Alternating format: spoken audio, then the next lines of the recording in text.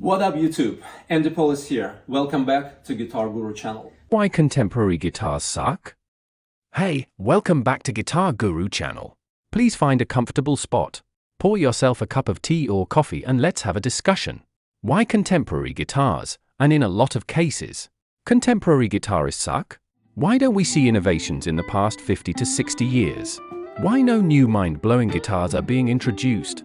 Why music in general, and guitar music in particular, is in stagnation for decades now? Here are my thoughts on the topic. Recently, I've been looking for a high-end Fender Stratocaster, preferably made at Fender's custom shop. Money was not an issue, so I've been browsing among one of the most advanced and sophisticated Stratocaster guitars that Chuck Levin's store could offer. And man, I've got to tell you they do have nice selection of custom shop guitars in there. So I picked two guitars that looked most promising from probably 20 or 25 guitars they had in their custom shop catalog. I compared this reissue of 1961 Stratocaster and reissue of 1954. I reviewed both guitars here on this channel. You can find a video by this thumbnail. After trying many high-end guitars through the same Fender Hot Rock Deluxe combo, I was amazed how similar they all sound, and how very little difference there is between, let's say, 1954 model and contemporary Strats. Trying all these guitars, I realized two things. One, there was no significant change in design, parts, setup, or ideas since 1954, when the first Stratocaster ever was created. Two, surprisingly, in 2025 people are actually still hunting for 50s and 60s specifications when they buy Fender Stratocaster. Surprisingly, Fender as a company did not improve in anything, and did not create anything new for decades and decades. Moreover, it's the same story with other Fender instruments, not only Stratocaster. Also, it is the same story with Fender amplifiers. The guitar combo from Fender that is most in demand by professionals is still Fender Custom 57, which means it was made in 1957. So best Fender amplifiers still mimic the specifications of what was made in 50s. Nothing better was invented since then. But is it only Fender, as a company, that is regressing? I look back into Gibson's guitar inventory. And guess which model of Les Paul is the most in demand? You will be laughing, but it is Les Paul 1959 specs. Literally, the best Les Paul ever created has 1959 specifications. Again, no improvement since 50s, only regress. Now, look at one of the most high-end Stratocaster ever built. Yay! I got this 1961 Strat over 1954. But frankly, I got this one only because of a very nice relic job on the body. And it had a dark wood fretboard, because I have other Fenders with a maple fretboard neck. So I wanted something different. Other than that, there is not much difference really between different models. If you get this 50s or 60s Stratocaster and put it next to 2025, you will have hard time to find improvements, to find basically any difference, and technically will be exact same position for same single coils, exactly same absolute bridge, headstock, and pretty quick, let me show you a handful of things that needed to be changed and improved on Fender Stratocaster decades and decades ago. There you go. If you play Fender Stratocaster, you probably know that this is the issue number one that was never fixed, it was never addressed. The position, the location of the volume knob. So if you play with a pick, which most people do, that knob is right in the way of your wrist, of your pinky hitting, and you will have hard time to play on top strings in this position. You either need to go above the volume knob or use some kind of weird position, like Yngwie Malmsteen, for example, is holding his pinky around it, right? And you're risking to move it and change volume setting when you play. So it's very uncomfortable position, and a lot of guitarists on Stratocasters would just simply completely remove this volume knob, clear that space, right, so your right hand can move, and they would relocate volume knob on the first tone knob position. But you need to do it physically somewhere, you know, at the guitar shop. So never been addressed, never been changed. Gibsons have a better positioning for knobs, so like some people who get annoyed with this volume knob just simply switch to Gibson. Alright, number two is the bridge, especially if it's the one that comes with the whammy bar, and on the back side of the neck you will see this plate that covers springs. So two things here. First of all, this setting and this setup and construction is obsolete. It's very old. It needs to go. Like too many moving parts, too many little things that you need to, adjust with a tiny wrench, and it's like extremely sophisticated and flimsy, actually, right? So it needs to be way easier for a musician, because you're not technician. You are a guitarist, you're an artist, right? It's not supposed to be that bulky and complex and too many small moving parts that are hard to adjust. Then, it's not holding tune. So the main issue with this bridge setup is that it's not holding tune. Once you move the whammy bar down and then back up, if you connect your guitar to a tuner, you will see that every single time you use your handle, it actually changes tune, right? So you need to physically adjust a couple of strings every time after you move the whammy bar. You can see it with Jimi Hendrix playing, you can see it with Richard Blackmore playing this bridge. They constantly adjust string number 3 and 2 tuning while playing, while being on stage, which is absolutely annoying, and in 2025 should not be an issue at all. On the back side, you can see the 6 screws that hold the plate, but you actually need a constant access to these springs. From time to time, you will need to remove a spring or 2 from the back panel. So typically it's 5. Most guitarists keep only 3 or 2, right? So you need constant access.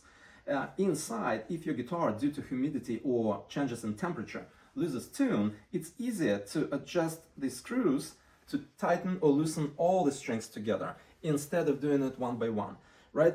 And then maybe you are not happy with the space between bridge and how you can move strings up or down with the whammy bar. If you need a bigger space, again, you need adjustments on the back side. So with this panel closed, it makes it very hard to go quickly and tighten or loosen strings that would give you bigger space between bridge and body, right? So if you want it to be movable down and up, for example, to vibrate properly. So you need constant access, and it's not available. Every single time you need to adjust strings or change the number of springs in the back. You will need to unscrew all 6, remove the panel, do your thing, put it back, test. If it's not working, again, remove 6 screws, put it back. That needs to go. Like even on kids' toys nowadays, you see that there is a panel right here. And if you need to change something like batteries, with one move, you open it, right? Change, close, hop, tighten it, and that's it. Like, why not do something like that for the back panel? It's ridiculous, like how much work you need to do to just do that, right? And then lock it back.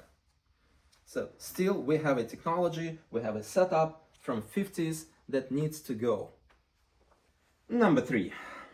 Fender Stratocaster is famous for having 3 single coil pickups. And up to this day, they never addressed issue with white noise and static noise coming from these pickups, even the high-end ones. So when you switch from position to position, you will hear more or less white noise. So every time it's in a position where a single coil is working, it gives you more static noise, which is extremely annoying. And I know there are Fender noiseless single coil pickups, but most of Stratocasters don't have them nowadays, right? So they sound nice, like don't get me wrong. The way magnets and that metal wire that's wrapped around the coil, they give you proper sound. But the issue with noise was never addressed. So when you play drive or distortion, very often guitarists, like after they finish the solo or like they end up with a note in the music phrase, they need to constantly remove volume because the noise is almost on the same level as the actual sound of your guitar. And number 4, still like concerning the position of these pickups, I actually love the position of bridge pickup and the way it's angled. That was a good move by Fender. And the neck pickup is actually fine.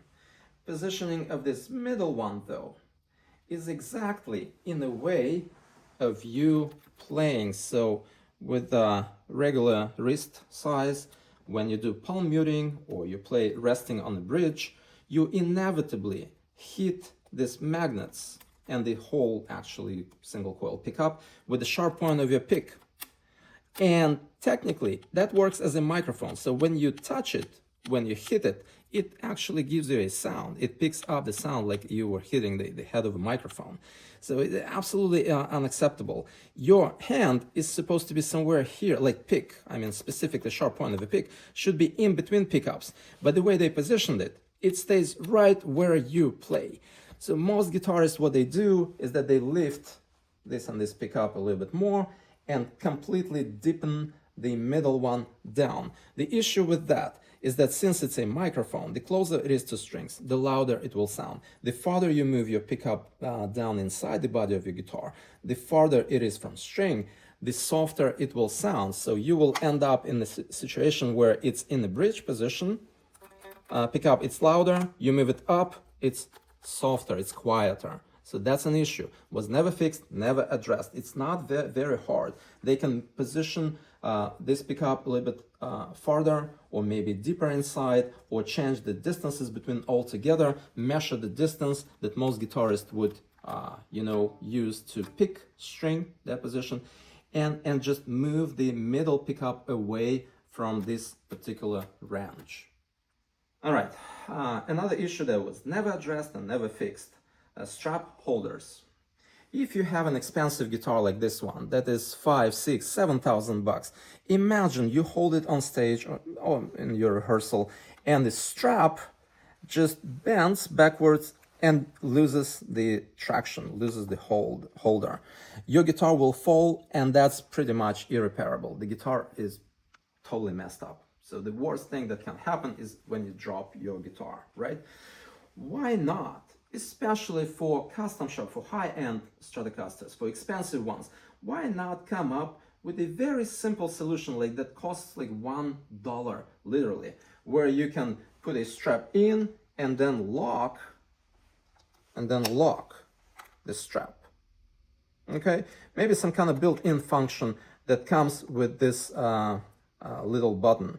All right, something that would lock your strap once it's inside. All right, so whatever is happening when you move, when it's twisted and bent in the wrong angle, it would never come up. So I've seen guitarists damaging their guitars many times, the neck and then this part, particularly when it falls down. So issue was never addressed. The funniest part that the only innovation Leo Fender ever done on this guitar was to put a metal rod inside the neck. You'll be laughing, but in 50s and beginning of 50s, Fenders didn't have metal truss rod that can be adjusted. And when absolutely everybody started complaining like crazy, like what's going on? Whenever temperature changes, whenever humidity changes, I go outside, inside, I drive with my guitar in my car. When I come back home, the neck is bent, right? It's not holding the straightness of the neck. So when people start pointing out that Gibson already came up with this metal truss rod and adjustment mechanism, so you can adjust the curve of the neck, only then Fender got themselves together to finally put this improvement in their guitars. But that was the only improvement that was ever done in 70 years. Well, I can keep going, but I guess you get the point. So I start digging deeper, trying to find out why guitar companies never improved anything in their guitars. The problem was with not only with Fender, right? As I mentioned before, it was pretty much amplifiers and different guitar brands that were never focused on improving the product. So I digged deeper and I actually found a main statement of a slogan of a Fender as a company, and you've got to listen closely what they say.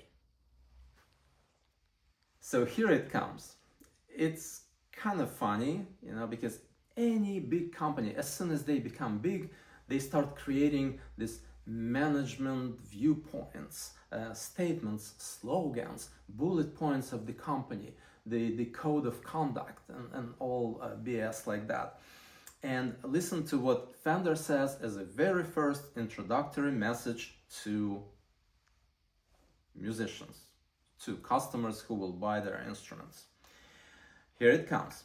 Nearly 7 decades since founder Leo Fender built his first electric guitar, Fender's reach transcends instruments and accessories, accomplishing a large range of innovation, digital experiences that fuel musical expression and serve players of every stage on every stage. And you see, it's a bunch of fancy words that basically mean nothing. That's the thing. I've been working for this company, Amazon Web Services, and we had these slogans and bullet points that we were supposed to memorize by heart, like something like customer obsession, go far and beyond, and blah blah blah, and a bunch of fancy words basically, right? To inflate the ego of the company. I've even heard about a guy who worked for a beer company or something like Heineken, and they had this fancy bullet points that they made their employees memorize by heart. Now, on top of that, and back to the point why they are not improving. Apparently, at some point, Fender, as a company, hired a new CEO. His name was Andy Mooney, and they believed that this new CEO saved Fender Guitars and Company from bankruptcy, or saved it in general. And this guy Andy Mooney, he came up with a new testimony for Fender. Again, listen, I will be reading because you can't memorize something like that. Andy Mooney came up with his idea of how to keep customers that would continue buying their guitars, meaning Fender guitars, making a very big emphasis on beginners and specifically teenage girls and women who follow artists like Taylor Swift, for example. Then Andy Mooney goes ahead and says, you can't change if you don't know who you are serving. Talking about, genders and genders of their customers, basically. The first thing Mooney did was dig into research to understand who Fender's customers are today, and 3 remarkable data points emerged. Data point number one. Nearly half of all new guitar buyers are first-timers. 45% of every Fender guitar sold went to somebody who had decided to learn guitars. So back to the point of, we need to push products to beginners. We don't need to innovate. We don't need to focus on talented or high-end musicians or guitarists, because it's not gonna sell our guitars in big quantities. Number 2, half of those new buyers were women. Doo-doo! So that is, from this point, it all goes downhill. That is why they're not innovating. Number 3, engagement with guitar is a 2-bump curve. People engage when they're young until they start having families. Then engagement falls off until the kids leave home. At that point, Fender saw a spike in engagement again. So no wonder this business approach actually eliminates artistic aspect of creating music instruments. It's all about business now. It's all about money and numbers in sales. Finally, the testament continues. Mooney did the math. The average lifetime value of a Fender customer is $10,000 in guitars, amps, and accessories. So they already calculated how much they can make off of the customer through the whole lifetime of this person. With 1 million new guitar buyers each year in English-speaking countries done, and that pesky 90% abandonment rate, doubling retention to 20% to 200,000 committed players opens up $1 billion of new revenue opportunity. So it's about revenue. So they are led by business decisions. They do not craft anymore. That is why there is no reason to innovate. That is why there is no reason to improve anything on that guitar. It's fine, if it's a beginner, if it's a teenage girl that will buy 1 or 2 guitars to look like Taylor Swift in movie clips, and then she will drop it off, and then maybe when she becomes a grandma, she will realize, oh, I've been playing, now I have money, I will buy a more expensive Fender with like pink color and sparkles and heart like on Taylor Swift's guitar, and I will still relive my teenage fantasy. That is why nothing is going anywhere. And so you see now how everything went downhill from there. Now the entire company, which is number one in selling music instruments, by the way, in the world. Even Gibson is like way very far behind Fender. So now this whole company is no longer focused on a few super talented musicians. They don't bring business. They want to make money. They would rather create new colors, for guitars, or add glitters, or pink guitar, like paint guitar in pink, just to encourage teenage girls to be like Taylor Swift, for example. That is it, people. That was the turning point. Now, biggest articles around this topic actually go like that. Just look around on YouTube or social media. What collects most likes and attracts most attention in guitar YouTube shorts? It's fancy dressed, sexy young women, preferably with cleavage, and the way they hold guitar, like boobs will show, extravagant mascara and all that. This is what collects. Not the skills, not the tone, not the guitar, but something that actually sells, attracts quick attention, and makes other girls, for example, like look up to these bloggers, and men to enjoy the visual effects. Now it's all about sexy images, that's what articles say, provocative clothes, bright mascara, and all that fancy, schmancy, flashy guitar influence bullshit. It's no longer about how well guitar is played, how well it sounds. It's about attractiveness and what would move sales up for the company. And by the way, that's going to be a very interesting story. Do you remember this huge campaign of Smashing Pumpkins band? When they were looking for a new guitarist, they let absolutely anybody in the world, and specifically in the United States, to send them a resume with links to a video material. So they let anybody in the world to participate in this hiring process to be a guitarist for Smashing Pumpkins. I know the story very well because I sent my resume and my videos too. And I was among thousands and probably tens of thousands of guitarists who sent their resume. Guess now who won the competition? Guess who got the gig? Who became a guitarist for Smashing Pumpkins? Even if you don't know, you probably guessed. I believe her name was Kitty Wong. Very provocative, very sexy young woman that would like flash with bright mascara, with boobs, and everything I was talking about before. And the key point was she had 1 million or more than 1 million subscribers on her YouTube channel. And she was famous, but like mimicking something that she plays on the guitar, like very extravagant forms of guitars, and making faces, funny faces when she plays. So this is what got picked. This is what wins.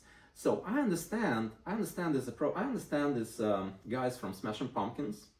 And by the way, this is what Smashing Pumpkins members look like, and this is what Kitty Wong look like. So you understand how far she is conceptually from the actual band, but still they picked this particular young woman because it drives sales up.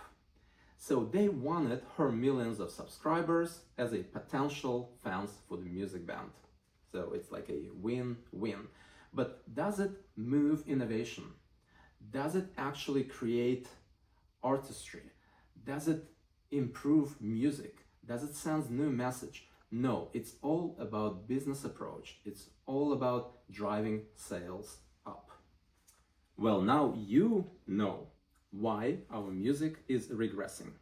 You know why music companies stopped innovating. It's just not needed in our contemporary world. Unfortunately, innovation is needed by a very small number of very talented people, but they are not making sales for the company. So we ended up in this situation, And we are actually going in the wrong direction. So we're not improving with time, right? We are actually, time goes up and we are regressing in these regards. So now focus is solely on making money. And that is why contemporary guitars and guitarists suck.